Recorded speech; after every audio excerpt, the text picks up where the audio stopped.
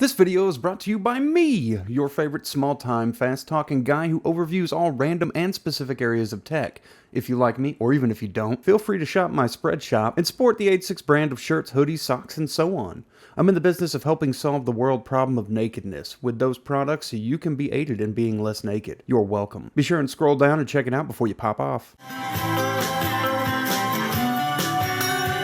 Hey guys, what's up? It's Matt with 86. I have had a lot of questions on other turntable videos about needing something extra in order to play sound. Yeah, typically speakers, active speakers, or passive speakers if your setup allows for passive speakers. Most non-Victrola, non-Crosley turntables don't have built-in audio, but a few do. And if you ask me, they are better alternatives to the suitcase players you see on sale. Now you do you, find whatever makes you happy, but I did feel inclined to do a turntable that has built-in audio, and that's this sleek 1byOne. It does have a model name. I'll post it right here, but for sanity's sake, we're going to refer to this one as the all-in-one by 1byOne. To save some people some time, this is a one-stop shop, but it can be expanded upon also. If you want everything to get started right away on your adventure into vinyl, it's all right here in a neat, clean, decent-sounding package. In the box is the turntable. The plinth is non-traditional and floats on a plastic vibration base to reduce vibrations from the built-in speakers from interfering with vinyl playback. It comes with a 12-inch aluminum platter that goes over the spindle in the middle, and you'll hold the rubber belt out from the actual cutout piece on the side there to place it over the motor. Throw the slip mat on top, and that part's done. Now, I've had issues with accurate weight systems from weights that feel like this one. Ideally, you want to remove all of the coverings from the stylus, place the weight on the back, and adjust it to balance so that the tone arm floats. Once the arm is floating, you want to turn the plastic dial, not the whole weight itself,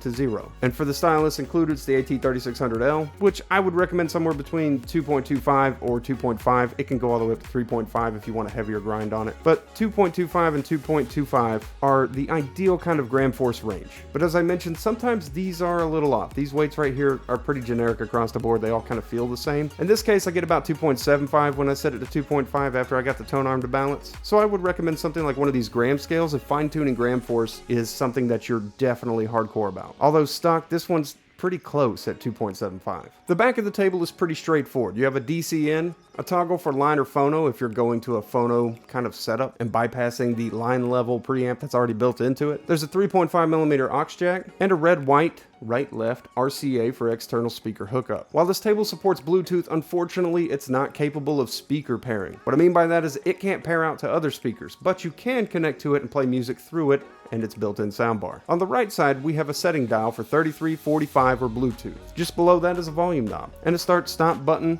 to, well, start and stop the platter. Pretty much a play-pause button. The table uses a timer mechanism for an auto-stop, so if you throw the needle on the last jam of your vinyl and walk away, it's going to continue to spin for the entirety of that timer. It doesn't have an auto-stop and an inner trigger kind of toggle thing. If you decide to swap for a different stylus down the road, the AT3600L can be changed out fairly easily. Most people like the 3600 as a very decent entry-level carton stylus, but you may outgrow it and seek something a little more punchy like a Grado or more bright like Ortophone. And if that's the case, you can swap the cartridge here. The turntable sits on 4 points of contact that feature thick rubber domed feet to help with the isolation. You made it through all that, so let's check out some built-in sound. I assume I put a timestamp at the beginning, but if not, what a trooper, you made it here on your own, you go you. Is it a hardcore audiophile's dream? No. But it's very decent and very pleasing, at least to me, for a built-in sound solution that's just miles above those department store finds that you'll find. I'll be using a lathe cut, 180 gram custom cut vinyl using Liquid's Birthday with his permission to sample as a demo, followed by Your Lads Crush the Moon on a pressed record, which is